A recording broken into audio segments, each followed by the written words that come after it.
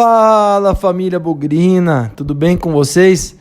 Bugricast tentando aí criatividade nesses tempos de quarentena sem futebol. Falei para vocês que a gente ia tentar trazer coisas novas e hoje nós vamos reproduzir, na verdade, uma participação minha aí numa entrevista na Rádio Central. Acho que muita gente não teve oportunidade de ouvir, né? Foi um sábado à tarde. Todo mundo estava preso em casa ainda, mas nem todos se atentaram para a programação. O pessoal procurou, falou comigo, falou, poxa, não dá para reprisar, não dá para conseguir lá a matéria, conseguir a entrevista e trazer aqui para o Bugricast, você não consegue disponibilizar para a gente? Aí eu consegui lá com o pessoal da rádio. Quero também agradecer aqui o João Lucas Dionísio, que fez a entrevista, o restante do pessoal da equipe, o Paulo do Vale, o Beto Quinalha, o Renato Leal, todo mundo da Rádio Central tem feito um trabalho bem legal, viu, gente? Convido aí vocês a acompanharem a programação, acompanharem aí as notícias. Agora nós estamos numa época com pouca atividade, né? Mas tem bastante coisa diferente aí que eles estão trabalhando, a rádio está fazendo um bom trabalho. Eu, que sou um cara bem crítico da imprensa, tenho gostado muito do que eles têm feito. Então, ultimamente, eu só tô no AM 870 aí da Rádio Central. Então, convido vocês aí para ouvirem um pouco mais. Falo bastante do Bugricast, falo bastante do Guarani, claro, né? Convido vocês aí para acompanhar e ouvir essa entrevista que eu dei na Rádio Central. Fechado? Então vamos lá, o Léo montou tudo aí e vamos que vamos. Está entrando em campo a seleção do rádio. Toda a vibração e emoção do esporte pra você. Equipe 870, Central AM. Estamos apresentando Bate-Bola. Bate-Bola. E eu tava pensando, né, como é que será... Como que dá para relacionar, né, com o futebol, toda essa situação aí do coronavírus, como será que é possível relacionar isso com o futebol, com viradas heróicas, talvez, de times, né, talvez a virada do Flamengo na Libertadores do ano passado, que foi épica, mas os clubes de Campinas, né, eles também possuem viradas heróicas, né, e por que eu falo isso? O mundo, né, tá perdendo pro Covid-19, infelizmente. De ontem para hoje na Itália nós tivemos mais de 700 mortos. No Brasil os números também estão crescendo, né? A doença tá vencendo aí esse jogo da vida, mas a vida, o mundo, nós precisamos de alguma maneira virar esse jogo, né? O time da humanidade, o time da solidariedade, o time desse mundão difícil, mas que eu tenho certeza que é muito bom de se viver. Esse time do mundo precisa virar, né? O time da vida. E aí, como o meu entrevistado é um torcedor bugrino, né? Você bugrino, você torcedor bugrino que tá na escuta também, quer escutar o Lucas Pezão, às vezes você conhece ele pelo Twitter, pelo Bugricast, que a gente vai conversar também sobre esse projeto fantástico, na qual eu escuto também direto o Bugricast. Então você, bugrino, que você tem aquele mesmo espírito nesse tempo difícil que o Guarani teve, por exemplo, naquela virada heróica, histórica, contra o ABC por 6-0, onde tudo parecia perdido, né? Mas não desistiram, os jogadores não desistiram, os torcedores também que foram ao brinco não desistiram, alguns talvez se deram por vencido aí, é fato, né? Muitos não imaginavam que aquilo era possível, mas também alguns sabiam que era sim possível e foi, e os jogadores viraram aquele jogo. Então que tenhamos esperança, que tenhamos força, que você queira lutar, entender o risco, ficar em casa, e essa é a luta que a gente precisa ter, né? A luta de sermos humildes e de nos protegermos, que a gente se protegendo, nós vamos proteger o outro também. E eu tô aqui, apesar do medo e tudo mais, mas que você, bugrino, tenha o mesmo espírito que o Guarani teve lá naquele ano que venceu a equipe do ABC e que Roger Williams, na Rádio Central, narrou desta maneira.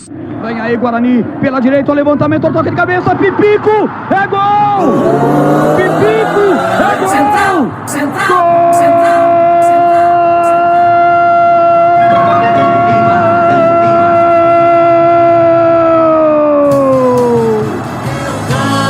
Do Bugre!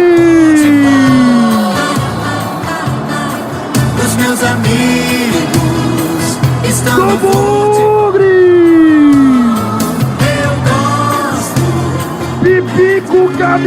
11. Ele não perdoa. Pipico marca. Tem torcedor pulando, tem torcedor chorando, tem torcedor se abraçando sem mesmo conhecer o torcedor do lado. Tem torcedor rezando, tem torcedor passando mal. Tem o Guarani na final.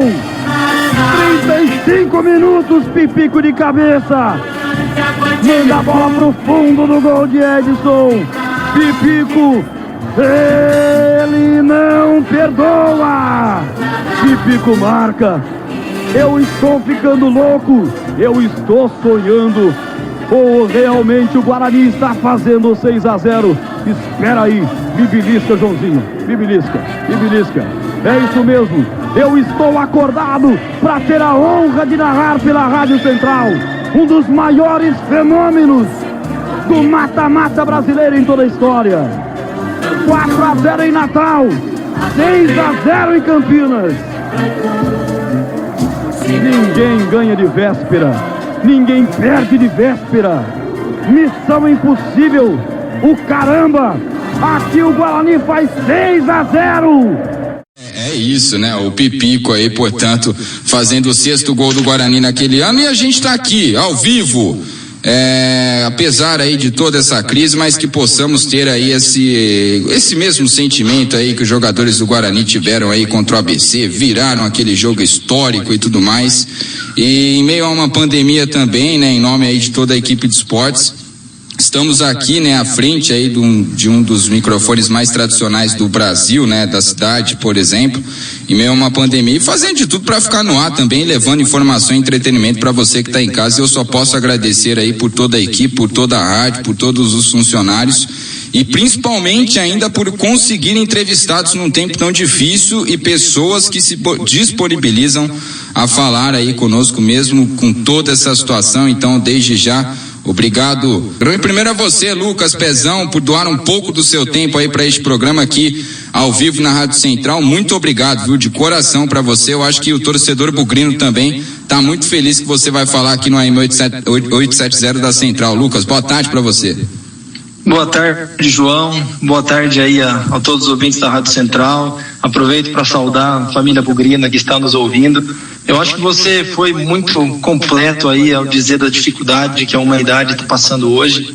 Eu acho que cada dia a situação se complica um pouco mais, novos aprendizados acontecem. E eu acho que a Rádio Central tem cumprido um papel fundamental aí nesses últimos dias, não só no ambiente esportivo, mas também no próprio jornalismo, noticiando aí todas os fatos, infelizmente, lamentáveis pelos quais o mundo tem passado hoje, mas com a fé que vai haver luz no fim do túnel e a gente vai ter dias melhores. Não sabemos quando, mas eu tenho certeza aí que, se Deus quiser, nós vamos passar por esse momento difícil em todo mundo. A gente já vê alguns países começando a se recuperar, a gente ainda está longe do pico, mas vamos acreditar que a conscientização da população brasileira vai fazer a luta contra esse coronavírus aí ser vencida pela população. Ô Lucas, já tem aqui gente mandando mensagem, né? Aqui estou aqui em casa ligado em vocês. Vamos juntos virar esse jogo e vencer o coronavírus. Queremos em breve voltar ao brinco e lotá-lo novamente. Abraço para vocês e ao Lucas Pezão. É aqui aquela página de perfil Versão Bugrina. Tá mandando um abraço para você. Lucas tá na escuta também de você aqui. Eu acho que muitos torcedores vão mandar mensagem aí também te abraçando aí. Lucas, primeiro eu gostaria de tirar uma dúvida particular. O porquê do nome, Lucas? Lucas Pezão é uma dúvida que eu tenho de verdade, que eu sempre quis te perguntar e não tive a oportunidade. É do seu nome mesmo? Por que desse nome, esse apelido? Isso é um apelido? De onde surgiu Lucas Pezão, ô Lucas? Ô João, Pezão é um apelido, né? Eu sou alto, né? Eu tenho 1,89 m de altura, e naquela transição da infância para adolescência, eu dei uma esticada e tinha o pé muito maior que os meus amigos. Eu cheguei a calçar 40, 41 ali com 12 anos. Agora eu já normalizei, eu calço 44, mas o apelido eu carreguei pro resto da vida. Aí ficou Lucas Pezão, mas na verdade é Lucas Araújo, né? Então o seu nome aí, mas no Twitter, enfim, Lucas Pezão. E Lucas, como é que é essa... Podemos dizer que você é um formador de opinião da torcida bugrina, né? Tanto no Twitter quanto no Bugricast também. Você participou aí de alguns sites também escrevendo sobre o Guarani. Como é que é viver isso, né, Lucas? Da onde começou aí essa paixão pelo Guarani? Da onde que veio essa paixão pelo Guarani? E como você acabou indo para esse lado, né, de formador de opinião e tudo mais? Eu acho que hoje posso dizer que você talvez seja um dos torcedores mais influentes aí na arquibancada e tudo mais, aquele cara que escreve, aquele cara que repercute no que fala e tudo mais. Como que surgiu isso e como também você conheceu o Guarani, como que você se apaixonou aí pelo Bugre? Ô João, eu agradeço as palavras aí de ser um formador de opinião, mas tá longe de ser a minha pretensão disso. Eu sou de família bugrina, meu avô jogou no Guarani nos anos 30, nos anos 40, na época do amadorismo, né? Ele não chegou a pegar o momento da transição para o profissionalismo. Aí, então logo ele casou com a minha avó, meu pai nasceu, e aí o ritmo continuou, meu avô se apaixonou pelo Guarani, ele nascido em Indaiatuba, mudou para Campinas, e aí começou a levar meu pai. Sempre foi um hábito do meu avô e do meu pai irem ao campo. E aí depois eu nasci e nós estendemos a terceira geração por um tempo curto até, talvez menos do que eu gostaria. Meu avô, infelizmente, já falecido com um problema de saúde. A gente não teve tantas oportunidades assim de irmos os três juntos. Tivemos bons momentos, é claro. E na maioria das ocasiões eu ia junto com ele, assistíamos ao jogo das sociais. E meu pai ficava nas cadeiras vitalistas. Então, é uma terceira geração de bugrinos na família. A participação dentro da internet, das redes sociais e tal, surgiu no ano de 2002. Eu gosto de brincar que naquela época a internet era tudo mato, não tinha muito penetração digital, o acesso era muito limitado. E na ocasião, eu terminando a escola, já estava começo de faculdade também. Eu sempre tive um interesse pelo jornalismo, não sou formado na área. Eu abri um site de notícias chamado Plantão do Bugre, que ficou no ar de 2002 até 2008, mais ou menos. Foi uma experiência muito legal, talvez num momento muito difícil do Guarani, né? Dentro de campo as coisas não funcionaram, fora de campo menos ainda. Mas foi uma oportunidade para começar a produzir conteúdos, né, do Guarani na internet, né? Algumas iniciativas também tinham, né? O Bugre Show era um outro site, tinha o Planeta Guarani, enfim, Bugrinet, eram sites que tinham a missão de trazer o Guarani para a internet, né? Para esse canal aí que crescia junto à população. Eu parei durante 2 anos, mais ou menos, entre 2008 e 2010, voltei escrevendo no blog do torcedor do Guarani no Globo Esporte. Aí fiquei um tempo, escrevi, afastei de novo. E aí eu resolvi encampar esse projeto novo, que é o Bugricast, né? A plataforma de podcast está cada vez mais forte aí no Brasil e no mundo. Eu tenho um tempo bastante apertado na minha vida. Um dia no Twitter eu coloquei um tweet lá perguntando se alguém tinha interesse em me ajudar a produzir um podcast para o Guarani. E foi aí que veio o Léo Trentin, que nos ajuda muito a manter esse projeto. É o nosso produtor, constrói as vinhetas, né? Junto com ele veio o Vitor Rede, veio o Matheus, enfim, veio o irmão do Léo para ajudar também. Então, assim, o Bugricast está de pé, num esforço aí de bastante gente e talvez, assim, eu gosto de produzir coisas para o Guarani. Se isso se transforma num formador de opinião, acho que é consequência, nunca teve esse objetivo. Eu falo muito no Bugricast que a intenção ali é levar o nome do Guarani para onde for possível. Já foi na internet quase 20 anos atrás, quando tudo começou, já foi no blog do torcedor e agora é no podcast. E se alguma garotada aí, e você falou do Versão Bugrina, a gente tem um relacionamento grande aí com a molecada que faz o Nação Bugrino, Gols do Bugre, o Guarani Mil Grau, Avante Guarani, Zona Bugrina. É uma molecada que também está vindo com essa ideia de produzir conteúdo para o Guarani. Então eu fico feliz que tem uma geração nova chegando aí. E você falou aí do Bugricast, né? Você falou do Léo e tudo mais. Eu até ouvi no seu último episódio, você falou do derby, né? E aí, o Léo é o produtor, o vinheteiro que faz tudo. E aí tem o Vitor e tudo mais. E você falou algo muito legal lá, né? Que por conta do derby, muita gente estaria ouvindo o podcast pela primeira vez, né? Ficou ali sabendo, queria ouvir mais sobre o derby e ouviu aí esse último podcast, que aliás foi muito bem produzido, né? Aliás, parabéns aí pro Léo, pra toda a rapaziada, pra você também, muito bem produzido na questão de vinhetas, de plástica e tudo mais. Eu que gosto de podcast, né? Sou um ouvinte assíduo de podcast e sempre que posso também acompanho o Bugricast, que é uma iniciativa aí fantástica. E como é que surgiu, né, Lucas, essa iniciativa? Eu gostaria que você falasse mais sobre o Bugricast, né? Você deixa bem claro lá algo muito legal também, que lá vocês não estão para ser imparciais, para ser esse negócio de não sei o que, jogar para os dois lados e tudo mais. Lá é Guarani é torcedor, é a opinião do torcedor, e é essa a ideia de vocês no Bugricast, né? Um canal específico para o torcedor, como se fosse algo de torcedor para torcedor, né, Lucas? Exatamente, João. Eu acho que, primeiro, na sua parte aí da pergunta, eu acho que foi o episódio, o programa, eu não sei como é que o podcast se adequa nesse nome, mas de mais visitas, de mais reproduções. Foi o mais escutado, mais reproduzido.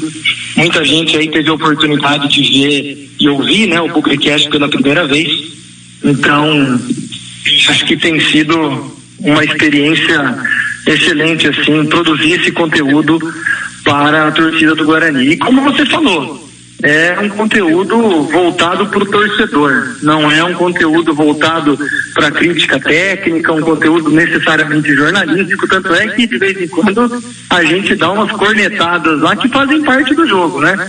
Faz parte da visão do torcedor, da opinião do torcedor. Tá na audiência sua, Marcelo Tassi também tá na quarentena ouvindo você com toda a família. Ô Lucas, o Paulo do Vale quer fazer uma pergunta para você, ele mandou um áudio aqui pra gente, ele quer fazer essa pergunta para você, só tô aqui pegando esse áudio aqui, e tem mais gente aqui mandando mensagem aqui querendo fazer uma pergunta para ti. Bom, vou colocar primeiro aqui a pergunta do Paulo do Vale, aí você escuta e responde para ele, vamos lá. Pô, primeiramente, dizer que é muito bacana poder interagir com o Lucas aqui no rádio, eu que acompanho ele bastante pelo Twitter, né? Uma figura bugrina aí muito seguida dentro das redes sociais, principalmente do Twitter, muito replicada, que gera muita interação entre o torcedor bugrino. Isso é muito importante, né?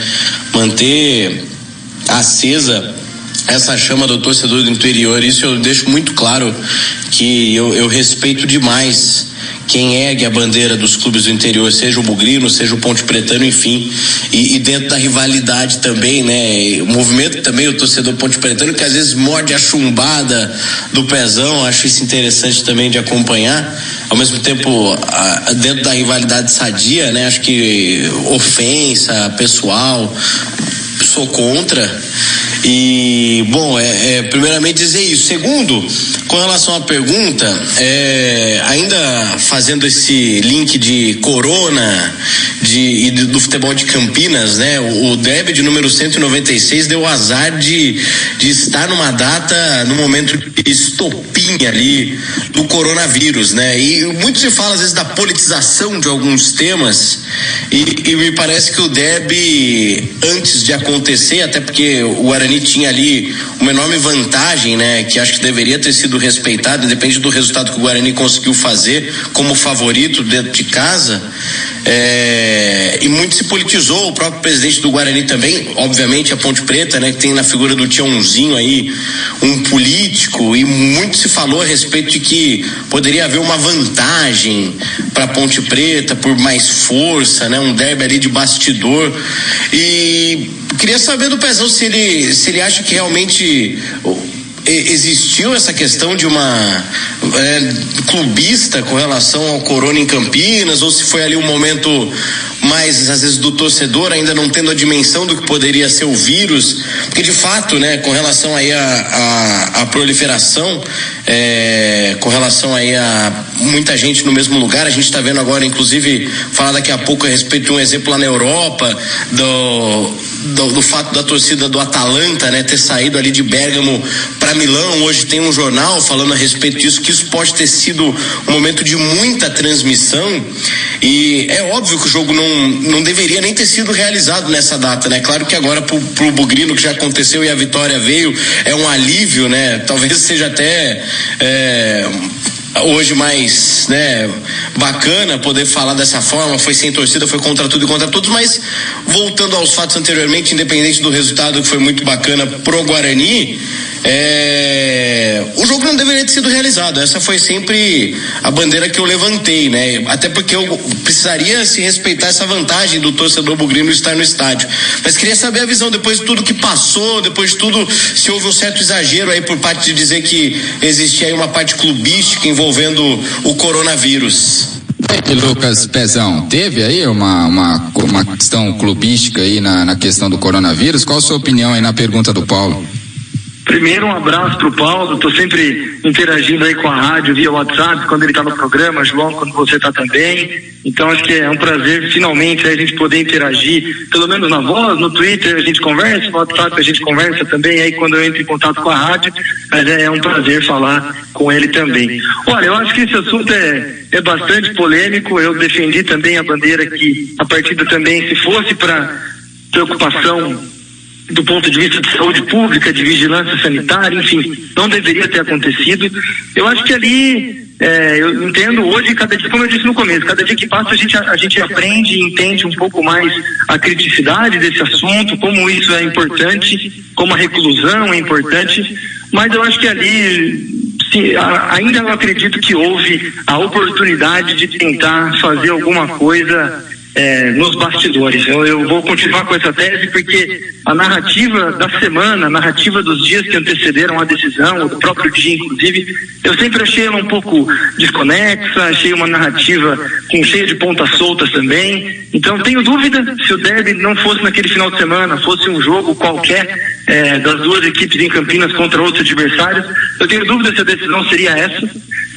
Existem tantas outras decisões que aconteceram depois ou que ainda não aconteceram com a mesma preocupação de saúde pública e, enfim, acho que, de novo, o derby talvez tenha tido algum fator extra ali para que essa decisão fosse tomada, porque essa decisão poderia ter sido aplicada para diversos outros setores da sociedade, e eu insisto que fosse um jogo menor, fosse um jogo de outra proporção, talvez essa decisão não fosse tomada. Até a recomendação da Federação Paulista era que os jogos na capital fossem de portão fechado e todos os outros do interior de portão aberto. Hoje pode parecer um contrassenso falar esse tipo de coisa, dado que o governo de São Paulo acabou de adotar uma quarentena, mas se a gente voltar naquele momento, eu acho que a decisão, a narrativa foi um pouco solta e o derby acabou sendo uma grande oportunidade. Mas já passou, nós já ganhamos o jogo sem torcida. Eu acho que o tratamento com os jogadores é o mesmo que tinha que se dar para a torcida. Então, se a preocupação de saúde pública, a preocupação sanitária com o torcedor deveria ser a mesma com os jogadores, então eu insisto que, por questão de coronavírus, o derby não deveria ter acontecido, mas já ficou para trás, a gente está aprendendo cada dia que passa e hoje está todo mundo dentro de casa e vai ficar pelos próximos muitos dias aí. Ô Lucas, você acha que foi uma tônica aí naquele contexto, né, do derby, sem saber que grau poderia chegar o coronavírus aqui no Brasil e tudo mais, no estado de São Paulo, em Campinas, a falta de presença do público bugrino e tudo mais, foi uma tônica aí, foi um motivo a mais de apoio aí, de vontade talvez dos jogadores ganharem esse derby? E uma outra questão que um torcedor mandou na rádio essa semana, e eu juro pra você que eu fiquei pensando a semana inteira nessa situação,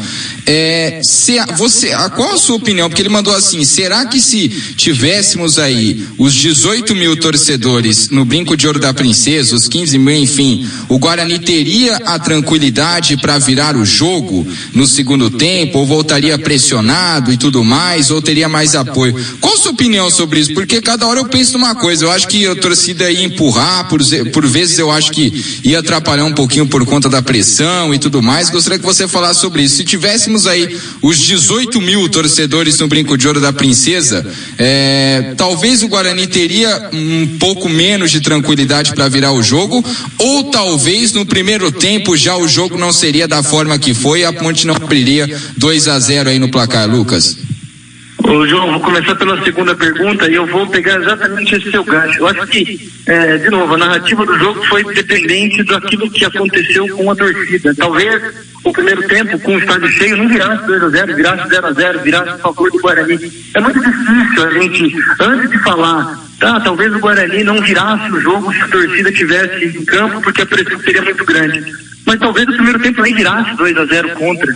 Então, eu acho que tudo isso é mera suposição, é bastante especulação, acho que faz parte do imaginário popular. A gente, enfim, o que teria acontecido se tal coisa tivesse acontecido, eu acho que isso faz parte, mas a gente tem que trabalhar com fatos. Com a torcida em campo, é difícil a gente dizer o que teria acontecido. E para a sua primeira pergunta, eu diria que tinha muita coisa que estava já engasgada no torcedor do Guarani, talvez engasgada na comissão técnica, nos dirigentes, nos jogadores.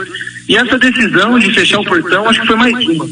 Teve uma série aí de episódios, de acontecimentos, não só do período recente, né, desses últimos 2 dias ou 3, que antecederam ao derby, mas já de alguns anos. Então, eu acho que foi quase que a última gota aí, o temperinho final que faltava pro Guarani com todas as energias pro jogo e virar o jogo. Acho que é uma história, provavelmente, para nós, os torcedores do Guarani, um dos maiores derbys da história. Fazer 3 gols em 30 minutos, em 35 minutos, virar um intervalo perdendo.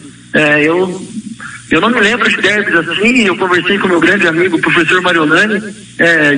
Eu assisto todos os jogos do Brinco de Ouro ao lado dele, e assim, a última vez que isso aconteceu, o Guarani virar um 2-0 contra no intervalo, tem mais de 20 anos. Então, é um derby para entrar para a história e provavelmente teve um temperinho a mais aí dos bastidores. Ô Lucas, e falando do jogo agora, né, eu escutei aí no seu último podcast a questão da escalação do Carpini. Eu acho que uma boa parte dos torcedores, a hora que viram a escalação do Guarani antes do jogo, enlouqueceram, ou pensaram que o Carpini tinha enlouquecido, né? O que aconteceu? Escalou Cristóvão, como assim? Mudou tudo, é derby e tal. O que você achou ali naquele momento, a hora que você viu a escalação, você pensou, pô, deu ruim? Ou você falou, bom, eu acho que o Carpini tá tentando alguma coisa nova. E aí o Heitor do Globo Esporte falou algo até muito legal, né? O Carpini talvez tenha começado o jogo com uma escalação ruim e mexeu bem. E o Brigatti na Ponte começado o jogo com uma escalação boa e mexeu mal. E isso foi aí a tônica do derby.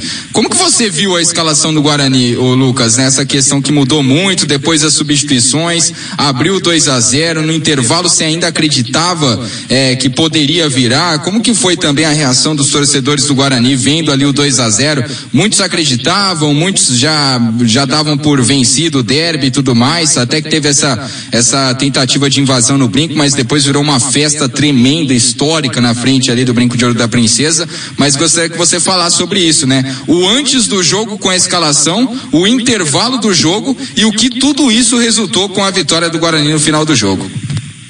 João, acho que primeiro a escalação demorou muito para sair, né? Eu acho que eu acompanhei a programação, acompanhei as redes sociais e demorou até um pouco mais do que o normal. E quando ela saiu, primeira reação, eu vou dizer para você, de 99,9% da torcida foi: hoje não é dia de inventar. Que história é essa? Primeiro que ninguém sabia que o Bruno Silva não jogaria, né? Que jogaria o Romércio.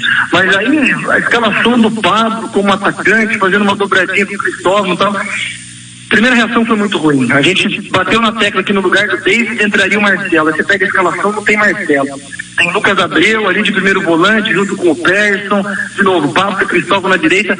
A reação dos grupos de WhatsApp, a reação das redes sociais foi de espanto, foi de surpresa. E eu acho que teve uma pessoa, ou duas talvez, que disse aí durante o momento entre a divulgação da escalação e o começo do jogo, né? Falou, ora, calma que o Carpini está assistindo os treinos, ele tem motivo para decidir e tal. Mas a minha sensação foi assim, cara, o que vai acontecer? né? Então, e o começo, assim, não foi um jogo, primeiro tempo bom, aquilo que se imaginava da dobradinha pela direita, ali não funcionou muito. O Guarani deu uma finalização a gol, que foi com o Giovani, tomou uma bola na trave e tomou 2 gols, enfim, erros bizonhos de posicionamento, erros técnicos. Então acho que a expectativa estava altíssima pro derby. Vem a escalação, é uma duchinha de água fria, por que não? Porque ninguém esperava esse tipo de mudança. E aí, para corroborar essa ducha de água fria, que virou uma avalanche, foi ir pro intervalo com 2-0. E aí você pega o grupo de WhatsApp no intervalo, até porque o pessoal também volta ali do brinco, todo mundo tava falando, cara, reação é a pior possível, o que vai acontecer? E aí novamente tem 1 ou 2 pessoas que falam, calma, quem sabe?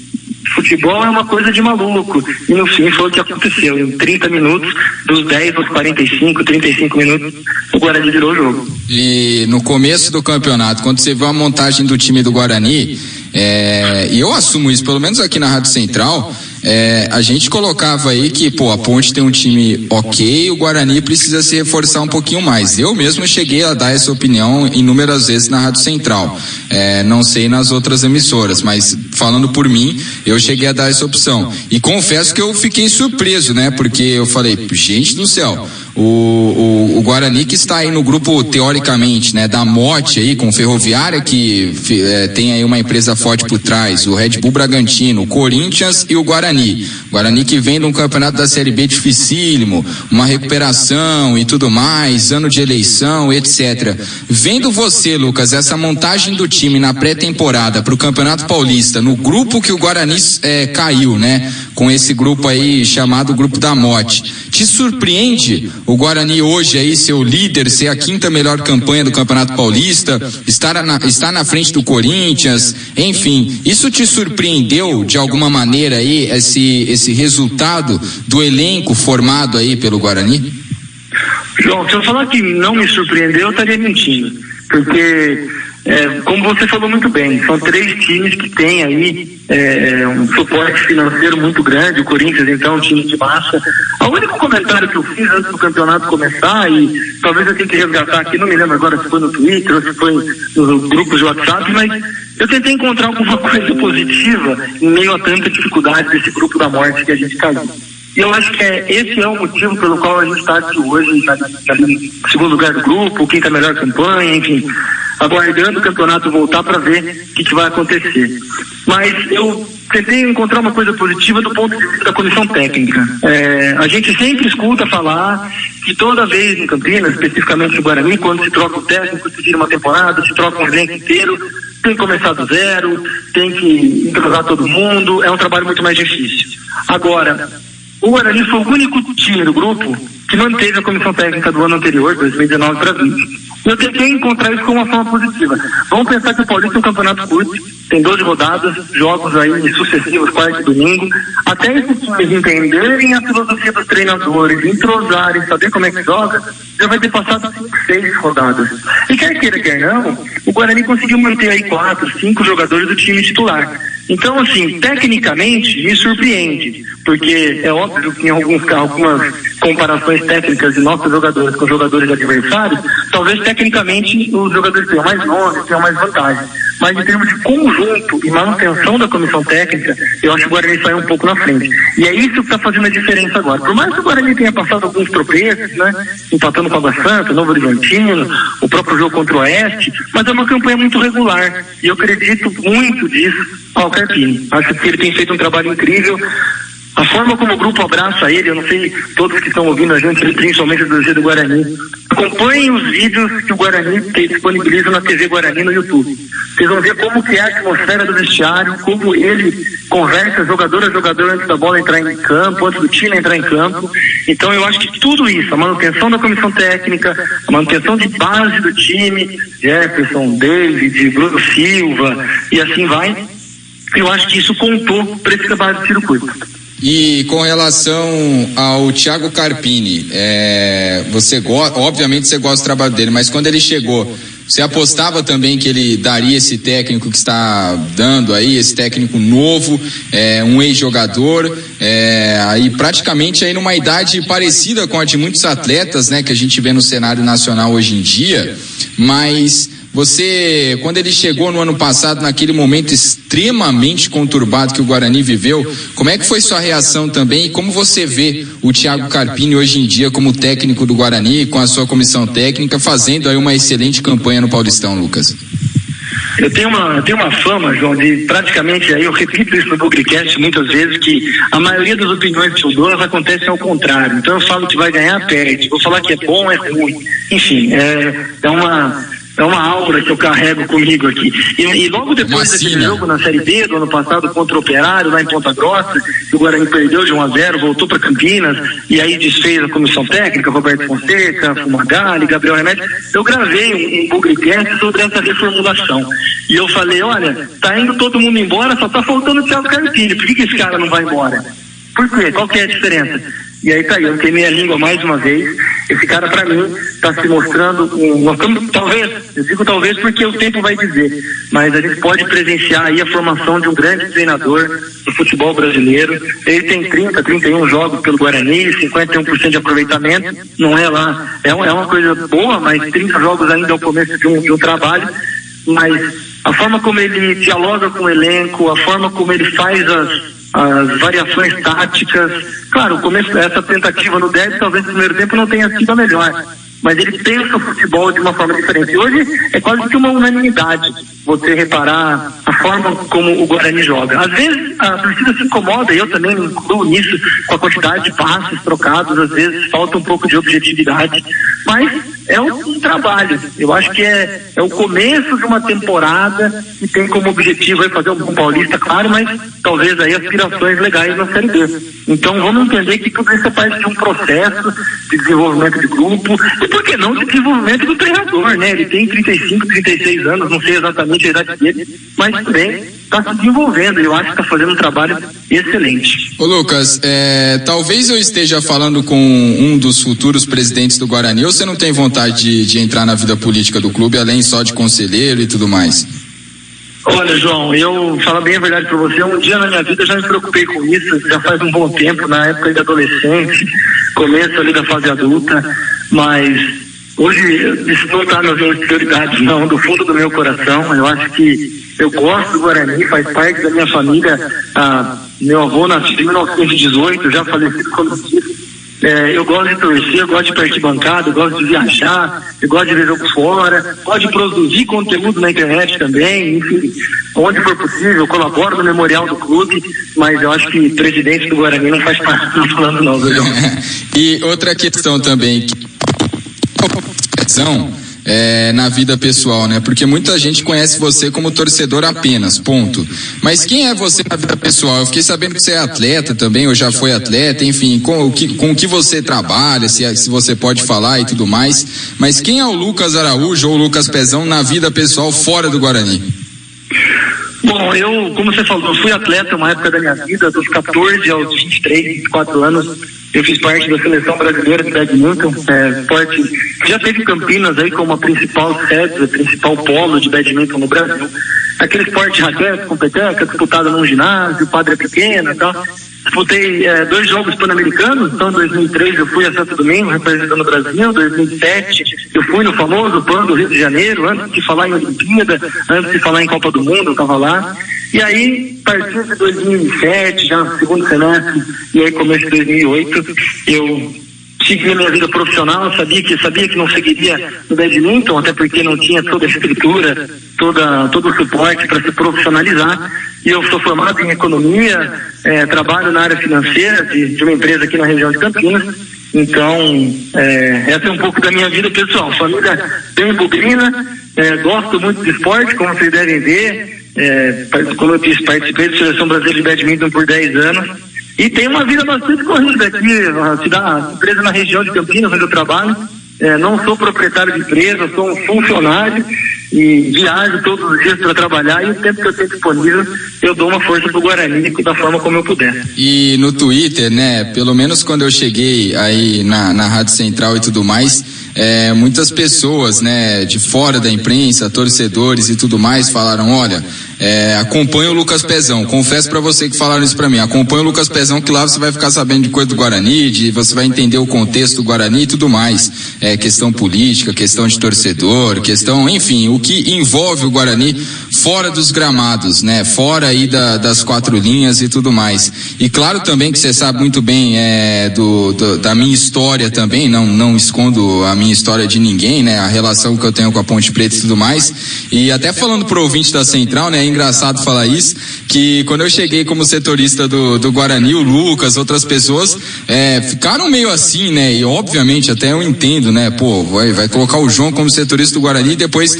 acabei criando até uma relação legal com o Lucas. Mas Lucas, como é também ser essa figura aí que às vezes dá aquela cutucada na imprensa, que discute ali com alguns torcedores que eu vejo também, que coloca a sua opinião e tudo mais, que não concorda, uma figura bastante importante também no cenário político, né? Eu vi isso no Guarani, que a sua opinião, às vezes a opinião de alguns torcedores ali, de algumas páginas também, ela acaba reverberando aí na questão do que é o Guarani e tudo mais, do que vai ser o Guarani, sua opinião acaba reverberando lá dentro do Guarani, dentro da imprensa também. Como é que é ser essa figura aí nas redes sociais, apesar de você ter uma vida à parte, mas no Guarani uma vida muito presente, Lucas? Olha, João, primeiro, eu acho que, como eu te disse no começo, eu nunca tive essa pretensão. Meu objetivo é produzir conteúdo para o Guarani. A diferença é que, com o passar do tempo, a internet está ficando cada vez mais individualizada, né? Então, as opiniões começaram a pesar mais, as redes sociais, a exposição acabou sendo muito maior. E eu acho que, no fim, assim, nós somos de Campinas, boa parte da pessoa do Guarani de Campinas se identifica com o Guarani, está presente ao estádio. Eu acho que é uma relação muito diferente do que a gente vê de boas partes dos outros times do Brasil. E no fim do dia a gente acaba se sentindo um pouco, não vou falar ativo, assim, participante, como se um pedaço do Guarani fosse de cada torcedor. Então acho que essa identificação é muito forte. E aí, se você tem algum tipo de exposição, algum tipo de trabalho que já tem alguns anos, e aí não falo exclusivamente de mim, eu falo de uma série de outras pessoas que têm suas plataformas, por exemplo, Marcos Ortiz, um bugrino que contribui há praticamente o mesmo tempo que eu, com material na internet também. Então, no fim, aí acaba se conectando um pouco, né? As opiniões dessas pessoas talvez possam ter algum tipo de impacto maior, algum tipo de repercussão, como você disse. Mas eu acho que, no fim, tudo parte do tamanho do engajamento que a torcida do Guarani tem com o próprio Guarani. Como eu te disse, às vezes a gente se sente tão presente, a gente está ali em todos os jogos, a gente viaja junto, que no fim as opiniões acabam repercutindo de uma forma um pouco maior. Eu acho que isso é um lado positivo de você estar bem perto do seu time. Hoje está cada vez mais difícil a gente encontrar torcedores tão ativos quanto aqueles que estão próximos do dia a dia. Tem muita gente que hoje assiste Premier League, não está nem aí para a seleção brasileira. E eu acho que, eu falo pela torcida do Guarani, né? A presença no dia a dia, a presença nos jogos, tem uma série de amizades que são construídas lá. Poxa, a grande maioria dos meus amigos hoje eu construí no Tempo de Ouro.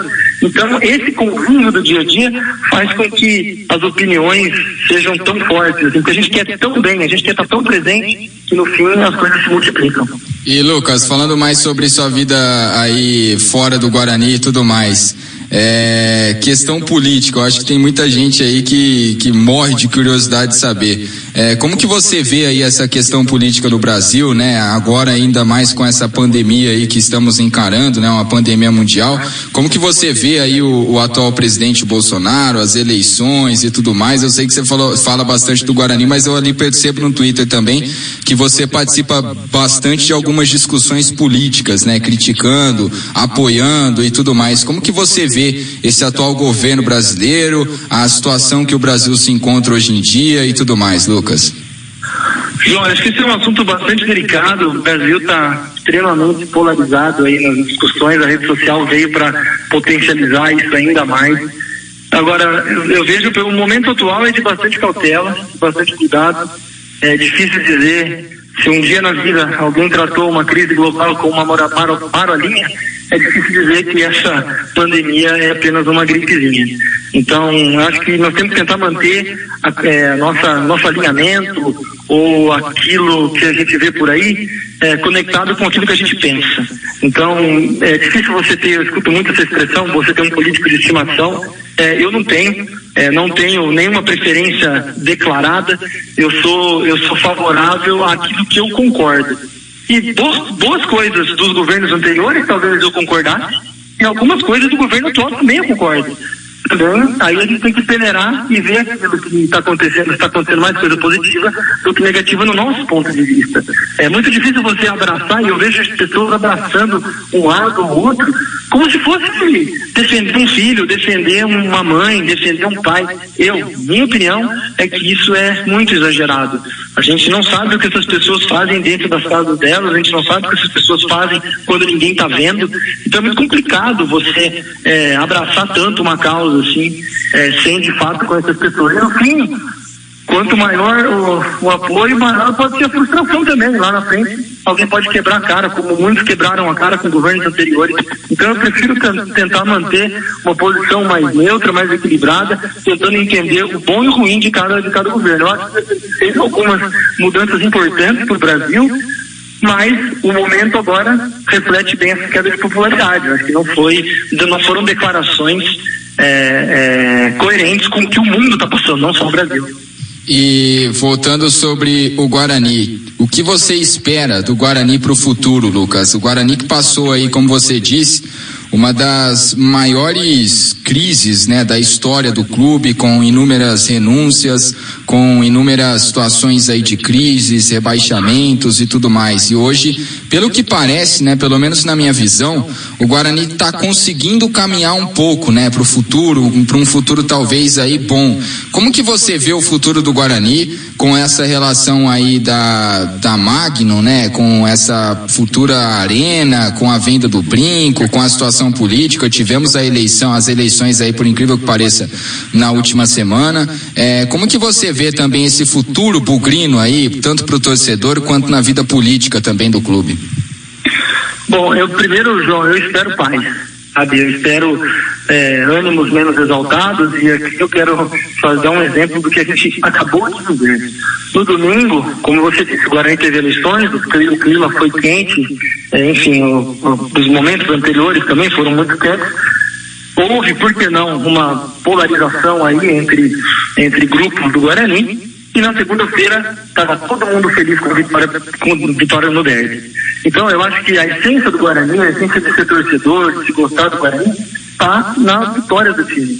Então eu realmente gostaria que o Guarani encaixasse um período de paz, eu gostaria que as vitórias acontecessem dentro do campo, boas campanhas viessem, como você disse. Tem uma questão para se resolver com a Magnum, e eu sou bastante crítico. Eu quero ver esse negócio acontecer, eu quero ver esse projeto sair, eu quero ver a arena, eu quero ver o centro de treinamento, porque no limite nós tivemos uma negociação envolvendo nosso patrimônio aqui. Tem um acordo na justiça durante, se não me engano, 10 anos, que o Guarani recebe um valor mensal. Esse tempo está passando. Daqui a pouco o Guarani não vai ter esse valor mensal. E aí? Como é que vai estar a condição do Guarani? Então eu acho que essa paz passa pela realização desse projeto. Eu acho que a gente precisa ver isso acontecer. Caso contrário, daqui 4, 5, 6 anos, quando esse período desse valor mensal da Magnum acabar, como que nós vamos ficar? Como é que vai ficar a questão do estádio? Como é que vai ficar a questão do centramento? Eu quero ver isso. Eu acho isso muito importante. Agora, com relação ao futebol, eu acho que o Guarani precisa entender o que ele quer. Eu já conversei isso muito com meu pai, já conversei muito com o Mariolani, meu grande amigo. Onde que nós nos encaixamos nessa indústria do futebol? Nós não temos dinheiro para competir contra os maiores times, nós não temos dinheiro para competir com os grandes, só os grandes têm, o resto não tem nada. Aí a gente precisa decidir qual que é a nossa estratégia para jogar esse jogo.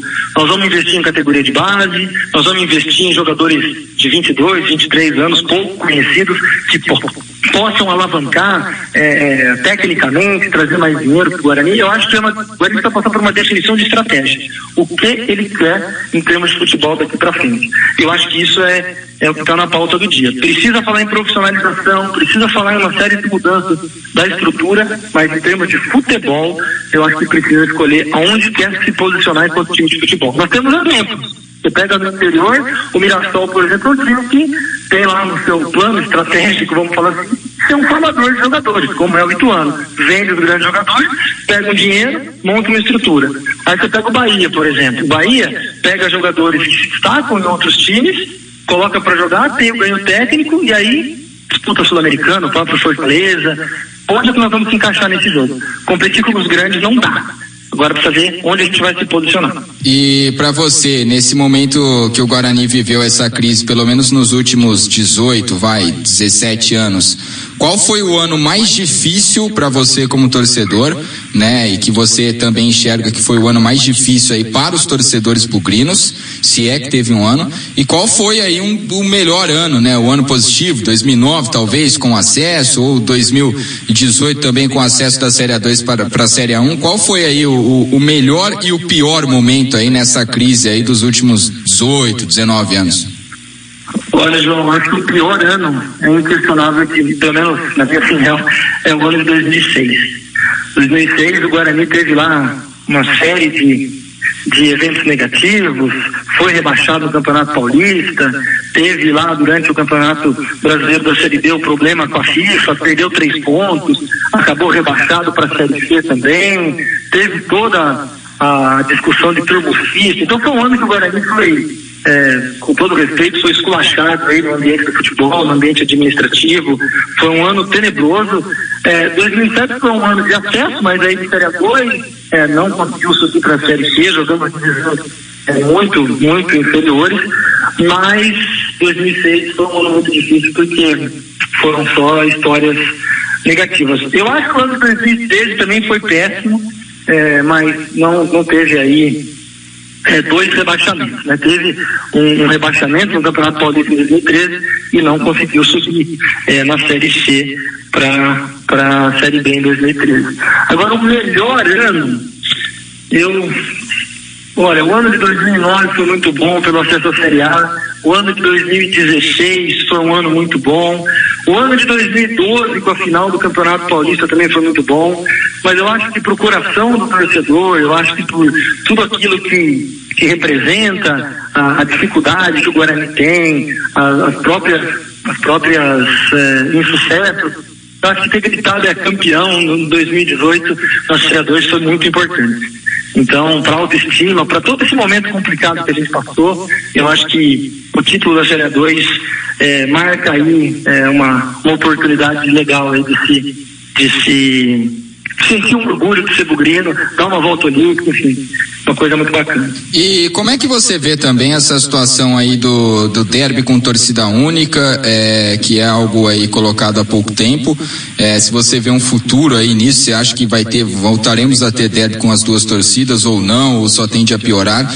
E também com relação à violência, né, que a gente encontra aí, dentro dos estádios não, apesar de que no ano passado, pelo menos eu quando estava cobrindo a ponte, eu vi algumas cenas dentro do estádio, né, de confrontos e tudo mais, mas confrontos que envolviam também, querendo ou não, as 2 torcidas aqui de Campinas. Como é que você vê também essa situação da violência, né, que acabou aí crescendo, talvez bastante? Tivemos morte aí em 2018 no primeiro derby com torcida única, tivemos também a morte do Anso, né, em 2012, se eu não me engano. Enfim, como é que você vê esse momento também de violência entre as torcidas, organizadas ou não, também o derby com torcida única, toda essa situação, Lucas?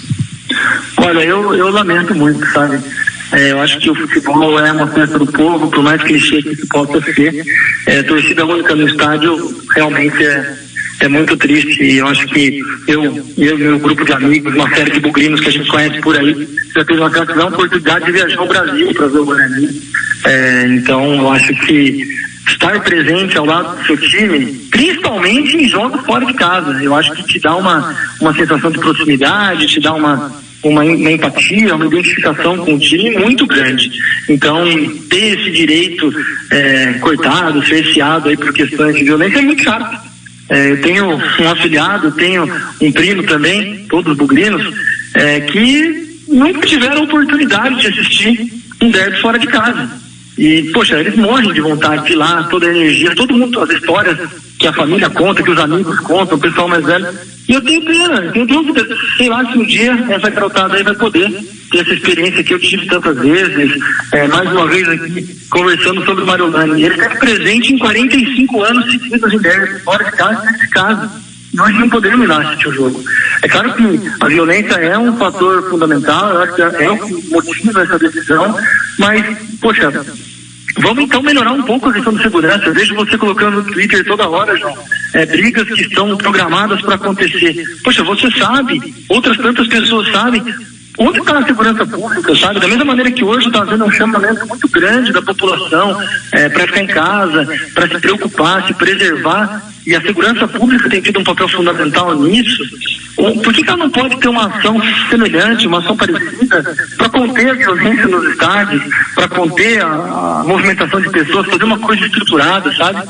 Eu acho que quem perde com isso é o futebol, é o torcedor, é toda aquela identificação que a gente tem com o nosso time. E aí não é de se estranhar tanta gente assistindo futebol internacional, torcendo para times de fora do Brasil, porque aquela emoção que está dentro do campo está cada vez mais difícil de ter. E só para completar aqui, eu fico imaginando, felizmente, está tudo indicando que isso não vai acontecer, mas se o Guarani classifica em primeiro e o Corinthians classifica em segundo do grupo, nós teríamos um jogo único, Guarani e Corinthians com torcida única aqui. Imagina a briga que se ia dar com o Rede Globo, a briga que se ia dar. Então, assim, vamos pensar de forma inteligente. O torcedor é o maior consumidor do futebol, ele precisa estar presente no campo, os times precisam da renda que o torcedor dá.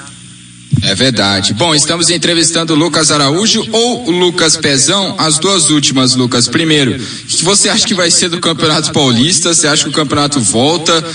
Você acha que não volta mais o campeonato? Qual que é a sua visão sobre isso? Também sobre o ano aí no futebol? E com relação também, você acha, qual é a probabilidade, o que você acha que tinha que ser feito, né, nesse Campeonato Paulista aí que está paralisado, faltando aí 2 rodadas, e eu acho que praticamente quase ninguém tem uma noção do que pode ser feito. Eu dei a ideia de diluir o Campeonato Paulista no Campeonato Brasileiro, né? Aí em algumas rodadas, tipo, joga no sábado pelo Campeonato Brasileiro, na quarta pelo Paulista, mas aí já debateram que tem muito jogador que está num time no Campeonato Paulista, mas já tem pré-contrato com outro time no Campeonato Brasileiro. Então já é uma questão que derruba também. Como é que você vê essa situação da paralisação dos campeonatos, Lucas? João, eu acho que o Campeonato Paulista vai acontecer. Os compromissos comerciais que a Globo tem com os patrocinadores, eles são caros demais. Eles são muito pesados para se falar, não vai ter mais nada. Mas eu estou com o mesmo raciocínio que você. Eu acho que nós vamos falar de Campeonato Paulista aí até setembro, outubro, sei lá, novembro. Vai depender do cronograma dessa pandemia, na verdade, né? Mas eu acho que nós vamos ter Campeonato Paulista sim. E aí, João, acho que quem vai pagar essa conta de ter um campeonato estendido por tanto tempo, muito provavelmente vai acabar sendo os clubes menores, né? Os clubes do interior que não tem calendário aí no segundo semestre, ou que tem Copa Paulista. Eles obviamente não vão conseguir manter os elencos atuais até setembro, até outubro, né? Os jogadores vão sair. Eu não sou advogado para entender a parte trabalhista e a parte de contratos dos jogadores, mas vendo de longe, eu acho que o campeonato vai acontecer e esses times, Novo Horizontino, Mirassol, Santo André, vão jogar com os jogadores que eles tiverem ou que eles tiverem condição de pagar. Mas eu acho que o campeonato deve acontecer por questões comerciais e, infelizmente, aí, azar de quem não tem calendário, azar de quem não tem dinheiro. Eu acho que esse time, infelizmente, vão acabar pagando a conta. Ô Lucas, sobre o derby, mais uma, só que me surgiu na cabeça aqui. Você acha que talvez o Guarani, né, e vocês torcedores passaram aí algum tempo aí sem vencer e tudo mais, e eu até dei a sua opinião, que na rádio e pessoalmente para amigos também, tanto bugrinos quanto pontepretanos, que quando o Guarani perdeu, soube perder, né? Eu acho, essa é pelo menos a minha opinião. O Guarani, quando perdeu, soube perder. Já tivemos aí no último derby, por exemplo, no estádio Moisés Lucarelli, tivemos a festa dos jogadores, teve gente mordendo galinha, teve tudo demais, e o Guarani, pelo que eu vi, eu tava nesse jogo lá em trabalho, vi os jogadores do Guarani, saíram, foram para o vestiário, perdemos o jogo, ok. No último derby, tivemos aquela confusão danada por conta do chapéu aí que o Jefferson deu no Roger. Você acha que foi um pouco desnecessário por parte do Jefferson, ou você acha que alguns jogadores da Ponte Preta não souberam perder? Porque eu vejo isso muito na opinião dos próprios torcedores pontepretanos, que os jogadores da Ponte talvez não souberam perder um derby e talvez aí acabaram perdendo a cabeça e partindo para agressão física, uma agressão aí amplamente desnecessária, que até agora eu não entendi o que motivou aquilo lá, que não é possível que só um chapéu tenha motivado toda aquela confusão depois do jogo, Lucas. Eu acho que o futebol, João, ele é com perdão do clichê, ele é uma roda gigante. Nós estávamos aí há 8 anos sem ganhar, como a gente já ficou 15 anos sem perder, sempre vai inverter em algum momento o ciclo das coisas, o ritmo das coisas.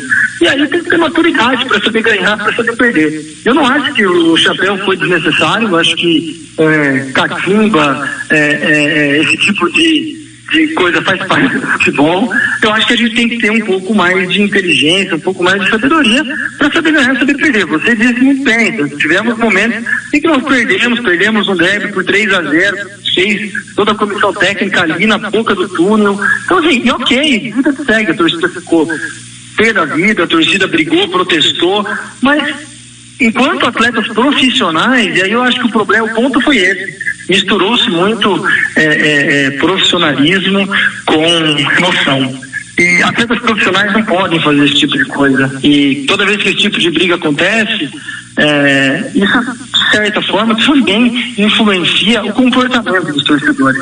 Eu acho que a tiração de sarro, você vê, nos esportes americanos tem troca de farpas durante as partidas o tempo todo, basquete, futebol americano, tá sempre um falando com o outro. Mas acabou, vai cada um pro seu lado, ganhou, perdeu, e fim de papo. Eu achei que faltou profissionalismo, eu achei que faltou pezinho no chão para se lidar com uma situação daquela. Lógico que a virada deve ter deixado o outro lado bastante magoado, mas a vida que segue, nós não precisamos agredir o outro porque fez um chapéu, fez alguma coisa em cima de nós. Tem que ter maturidade, tem que ter inteligência, e eu acho que faltou muito isso por parte do Roger. Para encerrar, dá para definir o que é o Guarani para você, Lucas?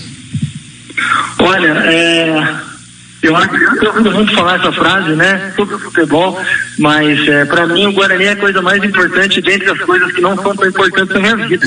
Eu acho que a minha família vem em primeiro lugar, eu acho que todas as pessoas, meus amigos, meus semelhantes, são prioridade para mim, meus pais, mas depois do Guarani. Eu tenho um brinco de ouro, é praticamente a extensão da minha casa, as contribuições que eu faço ao longo da minha vida são sempre pensando pro Guarani, para divulgar, então eu dedico um tempo importante da minha vida, mas não posso esquecer da minha família, não posso esquecer das pessoas que estão ao meu redor também.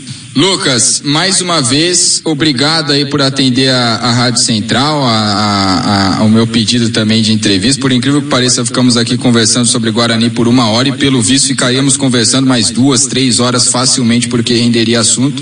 Mas obrigado aí por nesse tempo tão difícil aí de uma pandemia mundial, você disponibilizar um pouco do seu tempo aí para falar um pouco de Guarani e para entreter também o torcedor bugrino. Muita gente, eu tenho certeza que deve ter adorado aí a sua entrevista, e muita gente também que não te conhecia, só conhecia no Twitter e não sabia de Bugricast, não sabia dessas plataformas, acaba te conhecendo também aqui no AM 870 da Rádio Central, e nós também, né? Eu, PDV, enfim, todo mundo que a gente só sabia ali de você mandando mensagem no Twitter, no Bugricast, mas nunca tivemos a oportunidade de conversar. Então, meu obrigado aí para você, por você ter atendido aí a Rádio Central, e quem sabe depois dessa pandemia aí, eu, você e Paulo do Vale possamos tomar uma gelada aí para falar do Guarani, hein, Lucas?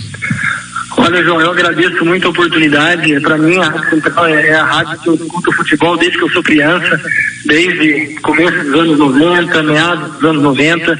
O 870 é um prefixo fortíssimo, é da cidade de Campinas, está apostando uma garotada aí para dar uma fortalecida na interação com essas novas gerações de torcedores que estão vindo. Eu também quero dar parabéns para você, para toda a equipe, porque não está sendo fácil trabalhar nos dias de hoje. Eu vejo aí todo mundo improvisando home office, eu vejo improvisando equipamento, todo mundo tentando encontrar algum jeito para manter as atividades. É difícil falar para manter as atividades dentro do normal, porque normal não está.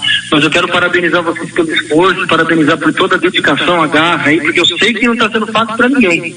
mas dedicar um tempo da programação de sábado, o seu tempo também, a própria estrutura da rádio, é também um sinal aí de luta para que a gente consiga vencer essa pandemia. E aí a gente combina, cara, passando tudo isso, a gente bate o papo e vamos que vamos. E foi justo o título do Carnaval esse ano aqui, ô Lucas, em São Paulo e no Rio? Ó, eu tava lá em São Paulo um dia, você gosta de samba pra caramba, eu assisti aí de longe, né, o desfile do Rio de Janeiro, não tive a oportunidade de ir pra lá, mas achei que ambos os títulos foram justos, sim. Eu acho que Carnaval é um momento que eu gosto bastante, eu acompanho a escola de samba desde que eu sou criança também, acho que é uma coisa muito bacana.